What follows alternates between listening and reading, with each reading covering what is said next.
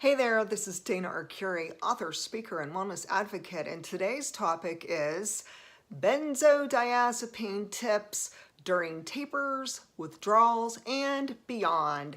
And so for those who are new to my channel, I have been recovered from benzodiazepines for over 8 years, and I am going to give some tips that had worked for me during my horrific experience when I was tapering from Ativan, which is a benzodiazepine, back in 2010 and 2011.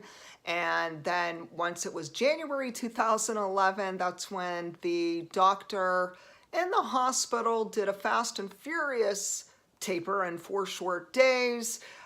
It was quite a brutal experience for me. It sent me straight into benzo hell, where I did have the protracted withdrawal symptoms, and I had moments where there were windows of wellness, and then you were slammed again back into wicked withdrawals. And this went on for the first year. It was on and off, on and off, on and off. I mean, it was just something where you never know when the withdrawals would happen. But it was great when there were windows of wellness, and I just was grateful, so thankful for those brief moments, no matter how short they were. It was just a breath of fresh air to finally have some sanity, have a little peace of mind, and to get a little break from the withdrawals. And so keep in mind that for each person, they will have something unique in their experience, because no two people are alike. We metabolize drugs differently. We recover differently. There is no saying how long the timeline will be for your taper or your recovery process, because every person has a different story. And it just seems like the more I get to hear people's story, it really doesn't matter whether you only took the benzodiazepines for a very short time, meaning only a couple days to a couple weeks, or if you go to the extreme, then there were those other people who were prescribed benzodiazepines for 10, 15, 20, 30 years. And everyone has their own history with benzos, in which their story might not be identical, and it just may not even make sense. There's no rhyme or reason in why someone who was prescribed benzodiazepines for a very short term, we're talking say 3 days, how can we explain then how come their withdrawal symptoms are so awful and long term, and it could go on and on and on and on, and this person might have to spend sometimes 1-2 years, maybe even longer, tapering from the benzodiazepines. And then there's the other person who's been taking the benzos for years and years and years. I mean, we're talking decade after decade, long time. And their story could be that they have to even spend a lengthier amount of time tapering. And it's a very slow process, because you don't want to do cold turkey if you could avoid it. It is quite horrific if you have to be forced into an abrupt discontinuation of benzodiazepines. It could put your life on the line, people. So please be aware, especially if you yourself are currently prescribed benzodiazepines and you would like to stop taking them. Please do your own research, educate yourself, and don't go cold turkey. Okay, so let's talk about first a medical disclaimer. So the medical disclaimer is that I am not a physician. I am not here to cure you or to give you directions on how to taper, or to say how many milligrams you should taper, or what you should do during a withdrawal as far as drugs. So I'm going to give more non-medical tips today. And keep in mind, because I'm not a doctor, this is not medical suggestions, this is not medical advice. I am just a person who's been free from Ativan for over 8 years, in which I am here to help you and to give you hope that there is hope to recover.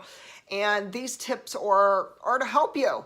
and to just give you a little idea on some things that I believe could be a big part of your benzo journey, and hopefully it could benefit you whether you're in the beginning stage of a taper, the end stage of a taper, whether you're already totally finished with your taper, if you're in the middle of wicked withdrawals, if you have, it's called PAWS, pause, protracted withdrawal syndrome, you know, or maybe you're a couple years where it's kind of lightening up. It's not as bad, but there's some lingering symptoms. You're still frustrated. Maybe you have really bad anxiety still, or insomnia, or some really weird things like tinnitus.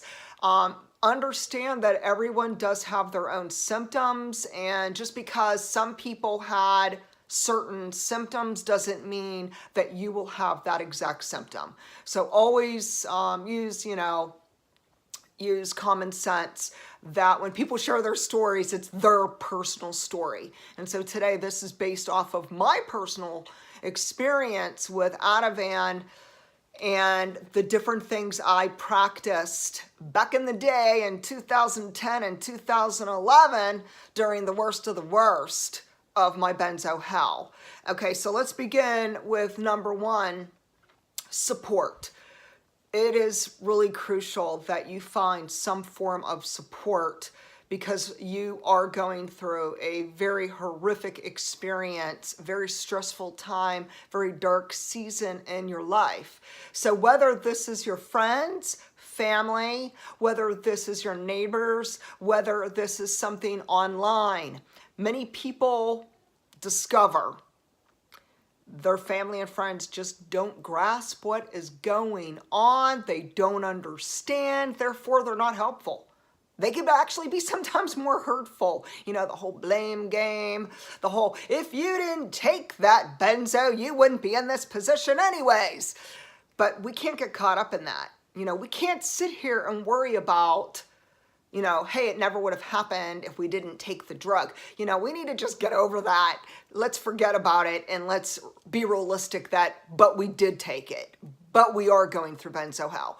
But we are in a situation that is out of our control, and we are trying to find some form of peace of mind and sanity in different ways to increase our quality of life during quite a hellish ordeal.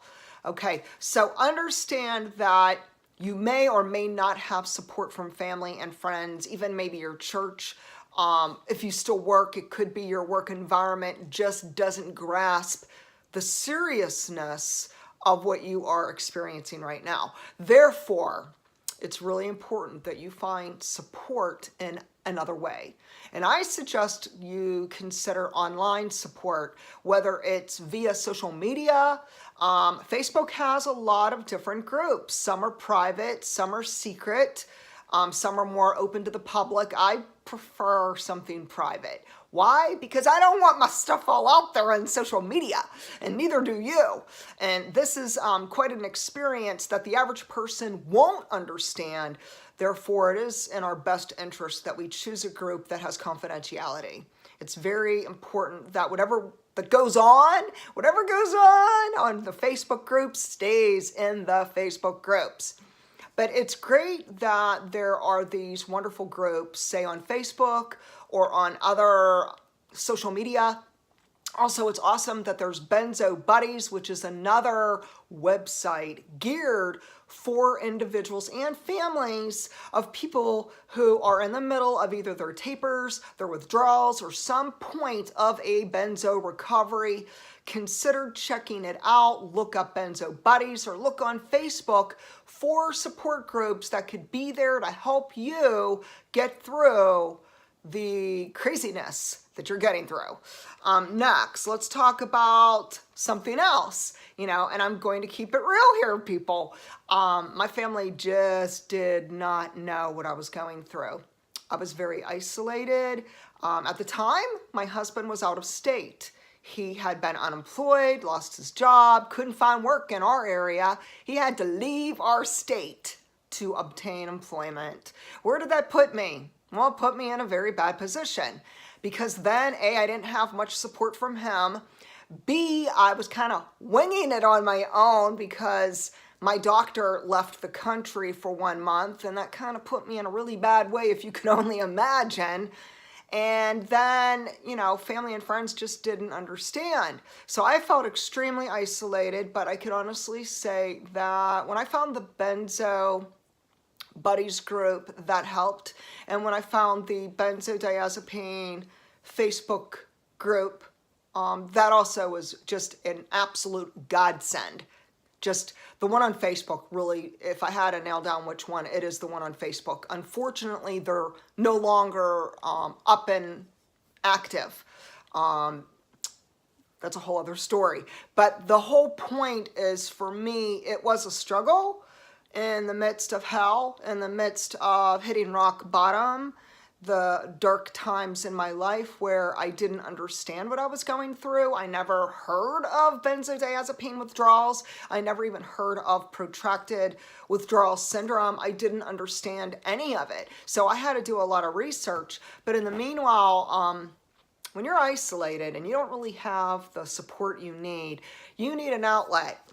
Here we go, people. This is a journal. Now, of course, you could pick up a journal anywhere, Walmart, Target, CVS, wherever you choose. Get yourself a tablet or some kind of journal. This is great. You know, you just go through, you start writing down different things. So for everyone, when they journal, it's not just like, oh, I'm writing all about my feelings. Some guys might be watching this right now. Let's be honest. A lot of guys, a lot of men aren't into feelings. And so they might not feel comfortable journaling and sharing their feelings.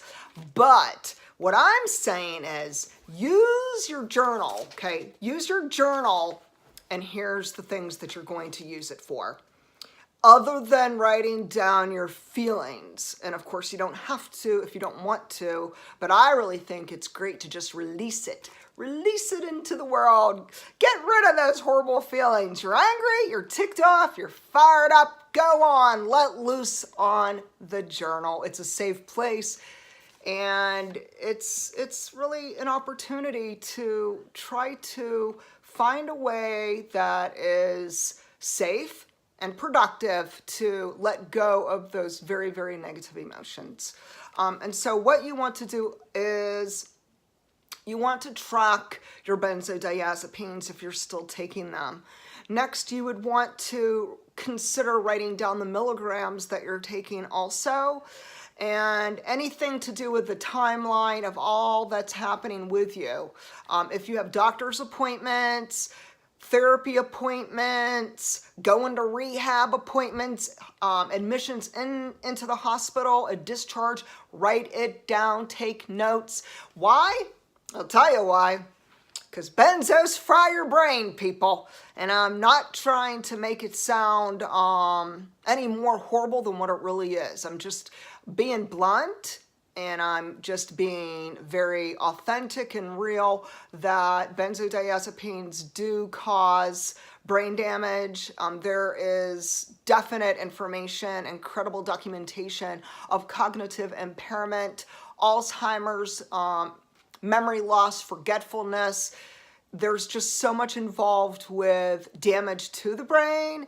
So you're not going to remember things, people. So your journal is going to be a great place to write things down, because if you forget, you just turn to your journal and it's written down there.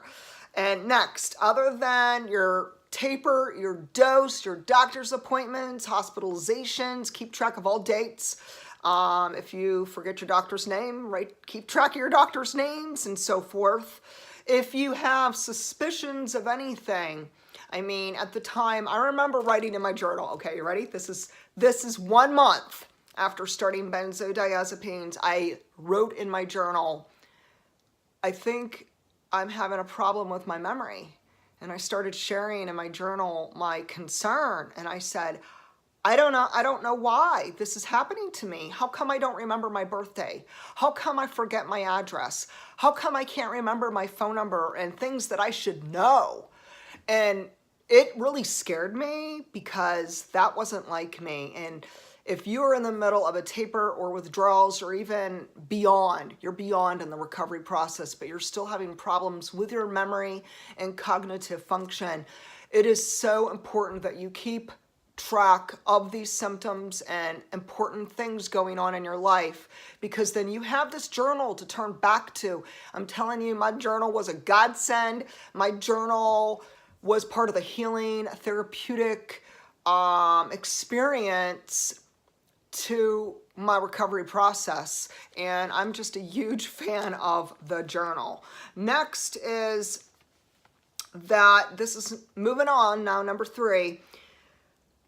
Okay, I don't know about you, but I know what I was going through, the really bad times of physical anguish, emotional turmoil, and just downright wicked withdrawals. And I was sick physically, emotionally, I was a shipwreck. It was not the time to watch scary movies. Okay, so you could call it a horror movie, whatever you want to call it. I call them scary movies. So what I'm saying is, okay, we're going to use an example, okay? Did you ever hear of the movie called Saw? Saw, S-A-W. There's like Saw 1, Saw 2, Saw 3. You get the picture. The bottom line is that's not the kind of movie you want to watch when you are going through benzo withdrawals and you are in not a good place. So if you're in a dark place and you already have a lot of anxiety going on, a lot of insomnia, a lot of depression, restlessness, hostility, isolation, agoraphobia, the list is long. You do not want to be watching any TV shows, any episodes, any movies that are going to cause you distress. You need to really create a safe place for yourself. You're going to guard yourself.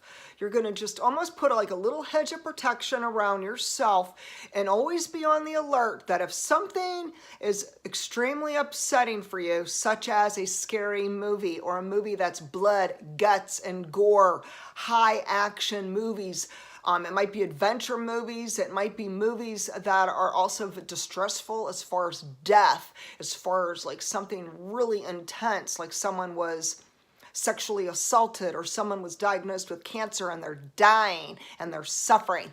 No, pass on those movies. Save it for another day, people. You don't need to watch that right now. Instead, if you are interested in watching a TV show or some kind of binge episodes or movies, pick something that's lighthearted. Pick something that's very soothing, whether it's something funny, whether it's just like a lighter, calmer kind of movie or TV show is advantageous. And I'm only bringing this up because that is something I did experience. And I'm telling you, when I was sitting there trying to watch a movie during the benzo withdrawals and the taper, and this movie was scary and it was my kids who wanted to watch it, my heart was racing. I had so much anxiety.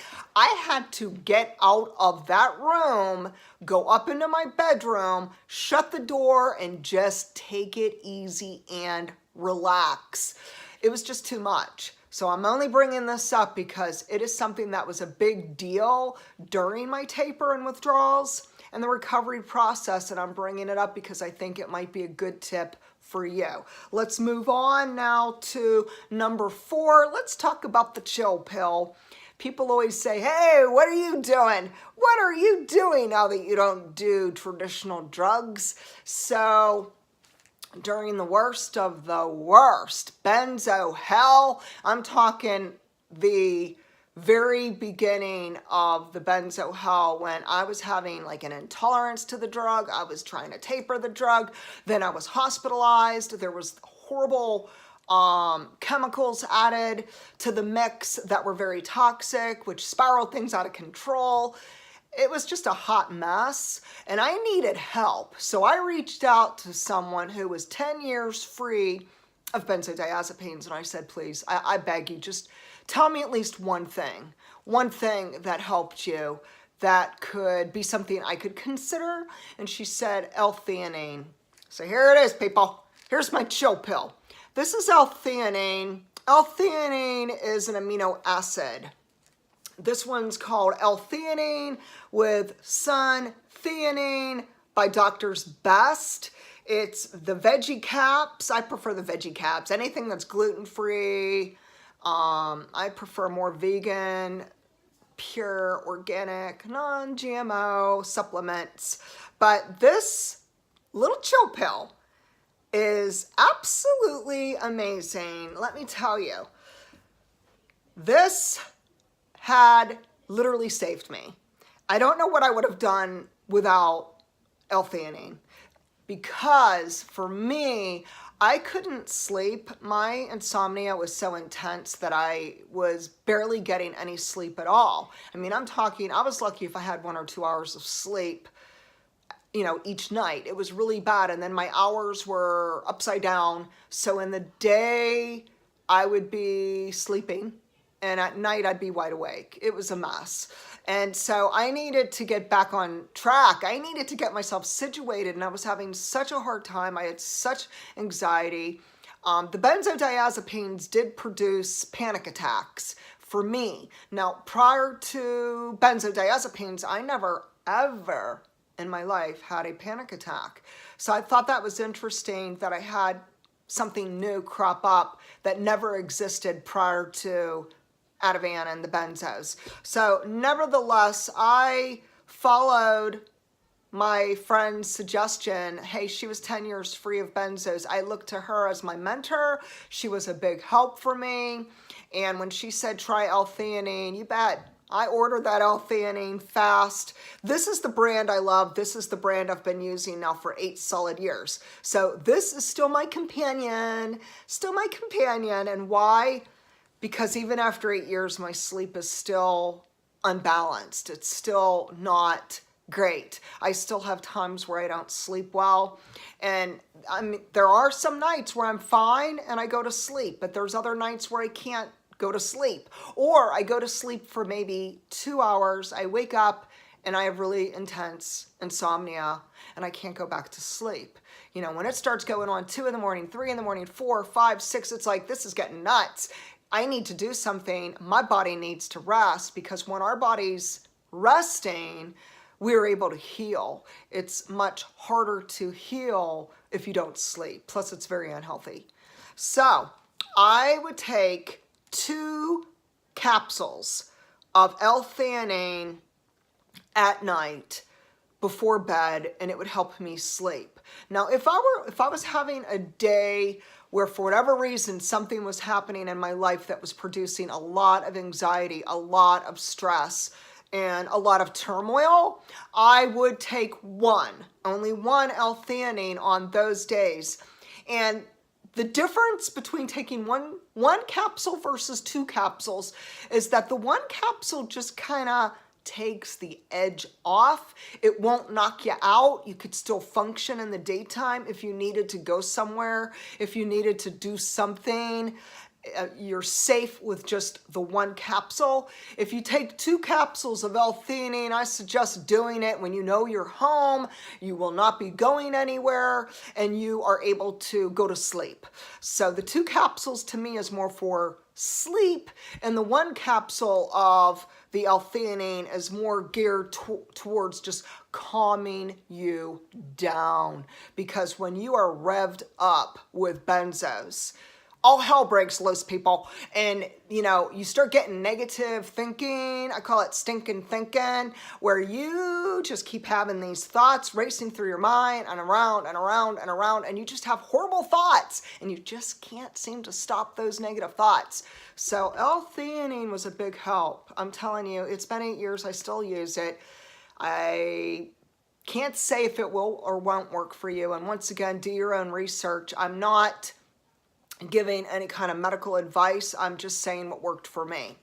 So for me, L-theanine, boom, 2 thumbs up. Let's move on now to number 5. When you're going through either the tapers, withdrawals, and beyond, you need to really create a place of less drama, less BS. And the reason why is because you already have enough anxiety, you already have enough stress and turmoil and anguish, and it's really, really rough. So it's in your best interest to try to find a way, if possible, to step away from that drama. So say, for an example, you're going through right now a taper and you're having withdrawal symptoms. So you're not in a good place. Okay, you're not in a good place. It might not be productive and beneficial for you to go onto Facebook. Okay, I'm just kind of putting that out there. You may need to just take a little time out, unplug, because Facebook may actually be too stimulating for you. And when people are like scrolling through social media, whether they're on Instagram, Twitter, you name it. I mean, hey, there's a lot of social media out there, or you're just scrolling through your phone looking at the news. Number one, no, don't look at the news. Don't look at the news, people. The news is negative. The news is gloom and doom. Avoid the news. I mean, unless you want to just check the Weather Channel, kind of keep it low key. Keep it low key, people. That's what I did. I'm just telling you what helped me. What helped me was, if anything was causing me stress, if there was too much drama, step away from the drama. For me, that meant no news. No news. I couldn't watch the news. Why? Because they're talking about all the murders, all the fires, all the people who were killed and shot, and there was a big home invasion. No way. I was not in any position physically, mentally, or cognitively to absorb that kind of negativity into my life. I already had so much heaviness that I just had to step away. And so I'm just giving that, little FYI, you may need to reduce your drama and step away from the news, from social media, even if it's just for a day or a week or a month, whatever you need. You do what works for you. Let's move on. Number 6, create new healthy boundaries. Now, the reason why they have to be new, because you're going through something new. If this is something you never experienced before. This is something brand new in your life. Therefore, you have to change those boundaries because now everything changed in your life. You're in a place where you're stressed out. You have depression, anxiety. You have maybe agoraphobia, maybe panic attacks. You might be suicidal.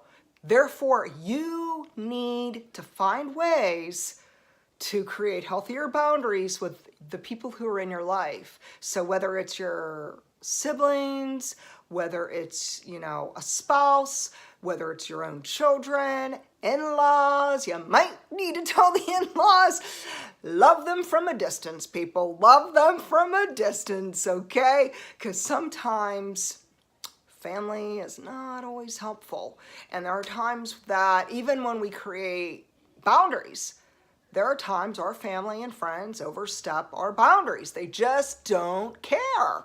They don't understand. They don't grasp that you're very sensitive right now, that you need to really keep the drama low key, and that you need something very peaceful, you need something very serene, and you really need to be in a better place with less stress.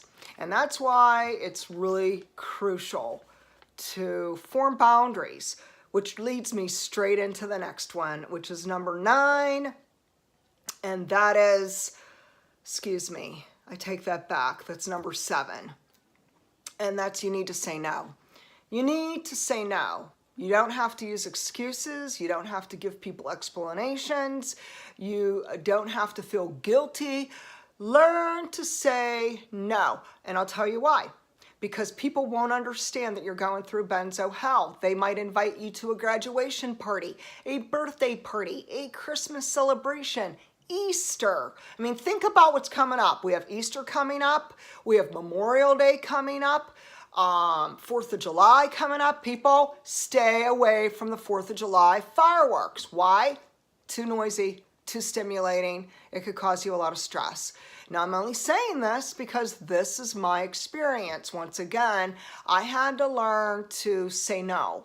That if there was something coming up in which I knew it was going to be loud, maybe people would be kind of having a good old time, even at a wedding. Hey, at a wedding, come on, we know at weddings, people are partying up a storm, okay? It's a happy occasion. but it might not be so happy for you if you don't feel good. It might not be such a great place for you to be with that kind of noise level and people who are drinking and rowdy and loud music. And if you don't feel good, it may be best to say, I cannot make it to that wedding, or I'm not able to go to that party or that social function. You do what you need to do, but don't be feeling guilty or bad for saying no to family and friends. Next, let's move on to that any situation where it's too noisy and too stimulating is also a no-no, because noise can be really, it could produce anxiety. A high noise level, like let's just say a rock concert. Going to a rock concert is great. It's fun, okay? I love going to concerts. I'm a music lover, and it is so much fun, but not during benzo tapers, not during benzo withdrawals, not even during the early initial stages of the benzodiazepine recovery. So I'm just putting that out there again. You may need to think twice about going to things such as rock concerts, or anything that creates loud noises, large amounts of people. So at a big concert, you're getting thousands and thousands of people, not to mention the lights that are, blaring on and off. And, if you are going through vertigo and dizziness and tinnitus, the last thing you need is a rock concert or any kind of concert, really. So you may need to opt out. And while you might feel bad, don't beat yourself up over it. Understand that this is serious, what you're going through, and that it's really vital that you yourself are advocating for your health, and that you're just creating a safe space for you to heal in the best way that you may do so. This is a good one, okay? I love this one. Okay, it's called A Sound Soother by Sharper Image. Here we go. I don't know if you could see this. Sound Soother by Sharper Image. It has 12 sound recordings, calming, soothing, tranquil sounds. There's something for everyone in this. Hang on, let me grab it. Let me grab it here. Here we go. Let me turn it on. Hang on. All right. Okay, so this is it. You could probably hear it. I just love this. This is just such an awesome thing. If you want to relax, you have options. Hang on, let me look through. We have choices. So you have relax, sleep, and renew. So right now we're on relax. And if you click the button, so let's see, our first one's, oh no, wait, hang on, we're on relax. Great, it's wonderful. Let's move on. White noise. Ooh, the rain. Some people love the pitter-patter of raindrops. Low music. I'm not real fond of that one. It says peace. I don't like that sound. To me, it's not too peaceful. Ooh, a stream. Campfire. Calm. Meditation. Next is the rainforest. Here's my favorite. The ocean. There is nothing finer than just resting somewhere comfortable. For me, it would be my bed with my soft pillows and cozy covers, and I turn this on and I place it onto the ocean.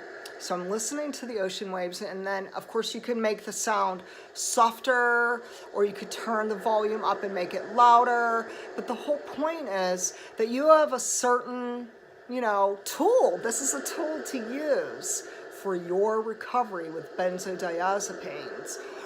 Next would be tranquil. Boom, tranquil, so pretty. And it's soothing. You could turn it down low if you want. Okay, here's an idea. Here's another tip. This is my last tip. What I do is I bring this into my bathroom when I take a bath. So I soak in a warm bath filled with Epsom salts. Epsom salts are really great for detox, for reducing the toxins out of your body, pulling the toxins out of your body. And Epsom salts are great for reducing pain and inflammation. So if you have chronic pain or any form of inflammation, Epsom salts may be helpful for you. I normally take a pretty warm bath. It doesn't have to be, piping hot, but pretty warm, and I pretty much get it as high up as possible, and I kind of lay down. I try to immerse myself, people. It's awesome, absolutely awesome. And then I turn this on, and I pick the music. I choose which one. Usually for me it is the ocean. And then I soak, whether it's for 15 minutes or 30 minutes, and then while I'm there, so this is on, I have a dim light, so I go with dim light. No full blasting light, dim the lights, people. If you want, maybe light a candle. Do what you want to do to make it a really beautiful, tranquil moment to put yourself in a good place. And so there I am. I'm laying there, immersed in the tub, and I'm listening to the music, and I'm trying to calm myself. Because remember, when you're going through benzo hell, the anxiety is revved up, your adrenaline is going. It's almost like you just can't shut off your adrenaline. I think it definitely messes with our adrenal glands and our hormones, which is a whole other video in itself. But when I'm laying there and I'm immersed in the water and it feels so good, and it's reducing my fibromyalgia pain and my herniated disc pain, and I can hear the music and it's soft lights. And then okay, ready? Little confession, nothing too secretive though, people, but I literally get my hands like this and I count 5 fingers, okay, people, 5 fingers, and I count 5 things I'm thankful for. 5 things. 5 things, and I consider, what am I grateful for? And I think of 5 things while I'm laying there immersed in the water. And it really does help me to just kind of relax, try to unwind, try to refuel, try to put myself in a position where I am helping myself in my healing and recovery process. And even today, with 8 years being passed, I still practice, like, as far as a lot of what I'm telling you. I still journal, I still use L-theanine, I still soak in a hot tub with Epsom salt, I still be careful with who I'm around or what movies I watch, or I shut the news off if it's just awful and they're talking about all these horrible murders. I don't want to hear that. And it's not that you live in a bubble, and it's not that, you can't be in the real world, but it is that you need to create a safer place for you to heal and a place for you to protect yourself, because you're in a fragile state. You really are. You're in a fragile state.